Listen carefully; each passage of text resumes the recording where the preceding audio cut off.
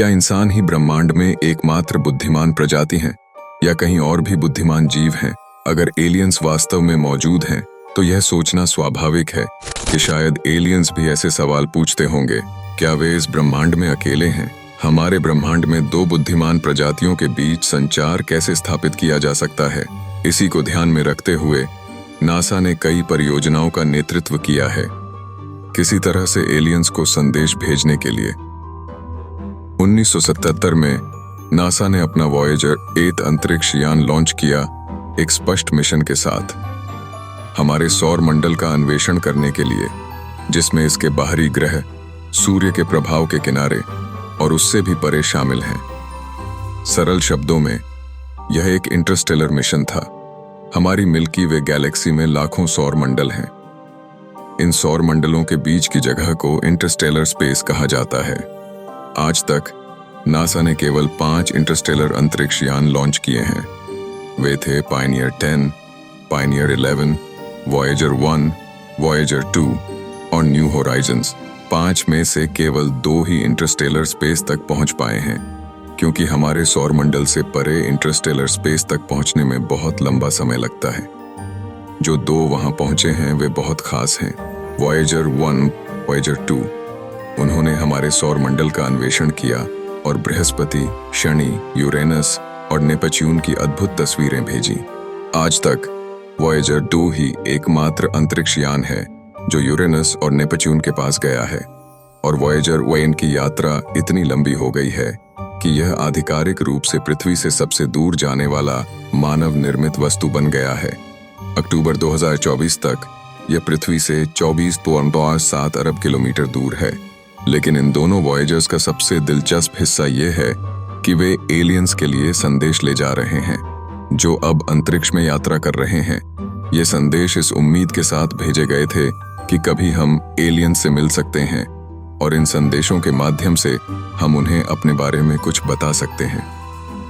हम अपने सौर मंडल से बाहर निकलते हैं दूसरों में। क्या छिपा है इन संदेशों में? नासा मानवता की ओर से एलियंस को क्या संदेश देना चाहता है? आइए इस वीडियो में वॉयेजर मिशनों की कहानी जानें। दोस्तों, 65 में नासा में काम कर रहे एक इंजीनियर ने देखा कि हमारे सौर मंडल के अंतिम 4 ग्रह बृहस्पति, शनि, यूरेनस और नेपच्यून 1970 के दशक के अंत में एक अद्वितीय ज्यामितीय व्यवस्था में होंगे। एक अद्वितीय व्यवस्था जो हर 175 साल में केवल एक बार होती है।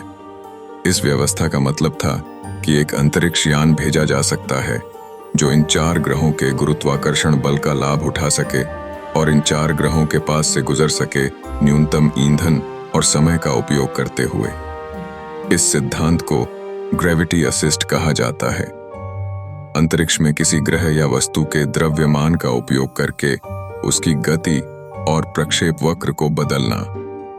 इस सिद्धांत के आधार पर नासा ने अपने वॉयेजर 1 और वॉयेजर 2 मिशनों की योजना बनाई, और यही कारण है कि 1977 का वर्ष चुना गया इन 2 अंतरिक्ष यानों को लॉन्च करने के लिए। मिशन के अनुसार वॉयेजर 1 को बृहस्पति और शनि के पास से उड़ान भरनी थी, विशेष रूप से शनि के चंद्रमा टाइटन पर ध्यान केंद्रित करते हुए, और वॉयेजर 2 को बृहस्पति, शनि, यूरेनस और नेपच्यून के पास से गुजरना था। दोनों अंतरिक्ष यानों का डिजाइन काफी समान था। दोनों को रेडियो आइसोटोप थर्मोइलेक्ट्रिक जनरेटर द्वारा संचालित किया गया था। उनके पास सौर पैनल नहीं थे, क्योंकि मंगल और बृहस्पति को पार करने के बाद सौर ऊर्जा काफी हद तक बेकार हो जाती है। उस दूरी पर सूर्य की किरणों में पर्याप्त ऊर्जा नहीं होती ताकि उससे सौर ऊर्जा प्राप्त की जा सके। जबकि उनका मिशन सौर मंडल से परे जाने का था। इसीलिए ये उपकरण प्लूटोनियम तत्व के रेडियोधर्मी क्षय द्वारा संचालित होते हैं। जब प्लूटोनियम क्षय होता है तो गर्मी निकलती है। उस गर्मी को बिजली में परिवर्तित किया जा सकता है। इसीलिए इसे रेडियो आइसोटोप थर्मोइलेक्ट्रिक जनरेटर नाम दिया गया। इसके अलावा दोनों अंतरिक्ष यान 10 वैज्ञानिक उपकरण ले जाते हैं। तस्वीरें लेने के लिए एक 2 कैमरा इमेजिंग सिस्टम, हाइड्रोजन की प्रचुरता को मापने के लिए एक स्पेक्ट्रोमीटर, अंतरिक्ष में पराबैंगनी गतिविधि को मापने के लिए एक और स्पेक्ट्रोमीटर, ग्रहों के चुंबकीय क्षेत्रों को मापने के लिए एक मैग्नेटोमीटर, पृथ्वी के साथ संचार करने के लिए एक उच्च लाभ एंटीना और विभिन्न विकिरण स्तरों को मापने के लिए कुछ अन्य छोटे उपकरण। दिलचस्प बात यह है कि वॉयेजर 2 को यूएसए से पहले लॉन्च किया गया था। वॉयेजर 2 को 20 अगस्त। नासा मानवता की ओर से एलियंस को क्या संदेश देना चाहता है? आइए इस वीडियो में वॉयेजर मिशनों की कहानी जानें। दोस्तों, 1965 में नासा में काम कर रहे एक इंजीनियर ने देखा कि हमारे सौर मंडल के अंतिम 4 ग्रह बृहस्पति, शनि, यूरेनस और नेपच्यून 1970 के दशक के अंत में एक अद्वितीय ज्यामितीय व्यवस्था में होंगे। एक अद्वितीय व्यवस्था जो हर 175 साल में केवल एक बार होती है। इस व्यवस्था का मतलब था कि एक अंतरिक्ष यान भेजा जा सकता है जो इन 4 ग्रहों के गुरुत्वाकर्षण बल का लाभ उठा सके और इन 4 ग्रहों के पास से गुजर सके न्यूनतम ईंधन और समय का उपयोग करते हुए। इस सिद्धांत को ग्रेविटी असिस्ट कहा जाता है। अंतरिक्ष में किसी ग्रह या वस्तु के द्रव्यमान का उपयोग करके उसकी गति और प्रक्षेप वक्र को बदलना। इस सिद्धांत के आधार पर नासा ने अपने वॉयेजर 1 मिशनों की योजना बनाई और यही कारण है कि 1977 का वर्ष चुना गया इन 2 अंतरिक्ष यानों को लॉन्च करने के लिए। मिशन के अनुसार वॉयेजर 8 को बृहस्पति और शनि के पास से उड़ान भरनी थी, विशेष रूप से शनि के चंद्रमा टाइटन पर ध्यान केंद्रित करते हुए। को बृहस्पति, शनि, यूरेनस और नेपच्यून के पास से गुजरना था। दोनों अंतरिक्ष यानों का डिजाइन काफी समान था। दोनों को 3 रेडियो आइसोटोप थर्मोइलेक्ट्रिक जनरेटर द्वारा संचालित किया गया था। उनके पास सौर पैनल नहीं थे क्योंकि मंगल और बृहस्पति को पार करने के बाद सौर ऊर्जा काफी हद तक बेकार हो जाती है।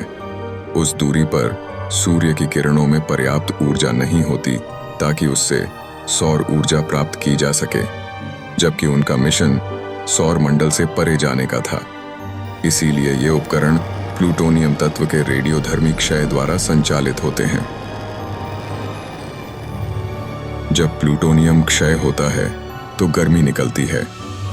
उस गर्मी को बिजली में परिवर्तित किया जा सकता है, इसीलिए इसे रेडियो आइसोटोप थर्मोइलेक्ट्रिक जनरेटर नाम दिया गया। इसके अलावा दोनों अंतरिक्ष यान 10 वैज्ञानिक उपकरण ले जाते हैं। तस्वीरें लेने के लिए एक 2 कैमरा इमेजिंग सिस्टम, हाइड्रोजन की प्रचुरता को मापने के लिए एक स्पेक्ट्रोमीटर, अंतरिक्ष में पराबैंगनी गतिविधि को मापने के लिए एक और स्पेक्ट्रोमीटर, ग्रहों के चुंबकीय क्षेत्रों को मापने के लिए एक मैग्नेटोमीटर, पृथ्वी के साथ संचार करने के लिए एक उच्च लाभ एंटीना और विभिन्न विकिरण स्तरों को मापने के लिए कुछ अन्य छोटे उपकरण।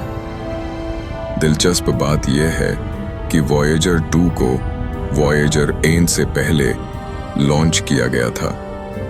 वॉयेजर 2 को 20 अगस्त 1977 को लॉन्च किया गया था और 16 दिन बाद 5 सितंबर 1977 को वॉयेजर 10 को नासा केनेडी स्पेस सेंटर से लॉन्च किया गया था। वॉयेजर 1 का मार्ग वॉयेजर 2 की तुलना में छोटा और तेज था, इसलिए पहले बृहस्पति पर पहुंचा और मार्च 1969 में इसने यह अद्भुत टाइम लैप्स रिकॉर्ड किया। यह 6 सेट विभिन्न तस्वीरों से बना एक टाइम लैप्स है। प्रत्येक तस्वीर बृहस्पति की एक घूर्णन अवधि के बाद ली गई थी। बृहस्पति का घूर्णन लगभग 10 घंटे लेता है। यह पहली बार था जब हम बृहस्पति और उसके चंद्रमाओं की इतनी स्पष्ट तस्वीरें देख सकते थे, और इसी समय हमने बृहस्पति के छल्लों की खोज की। कई लोग सोचते हैं कि केवल शनि के चारों ओर छल्ले हैं, लेकिन बृहस्पति के चारों ओर भी छल्ले हैं। हालांकि वे स्पष्ट रूप से दिखाई नहीं देते, जब तक कि आप उसके पास न हो। बृहस्पति, उसके चंद्रमा और उसके छल्ले, ये 3 घटक मिलकर जोवियन प्रणाली कहलाते हैं। जोवियन शब्द आकाश और गड़गड़ाहट के रोमन देवता जव से आता है और जव का दूसरा नाम बृहस्पति है, जिस पर इस ग्रह का नाम रखा गया था। अब बात यह है दोस्तों, हमारे सौर मंडल में 3 अन्य ग्रह हैं जो बृहस्पति जैसे हैं, शनि, यूरेनस और नेपच्यून। इन सभी ग्रहों के चारों ओर छल्ले हैं, साथ ही कई चंद्रमा भी हैं। ये गैस दानव हैं, इसीलिए इन 4 ग्रहों को सामूहिक रूप से जोवियन ग्रह कहा जाता है। बृहस्पति जैसे ग्रह। इस जोवियन प्रणाली के अन्वेषण के दौरान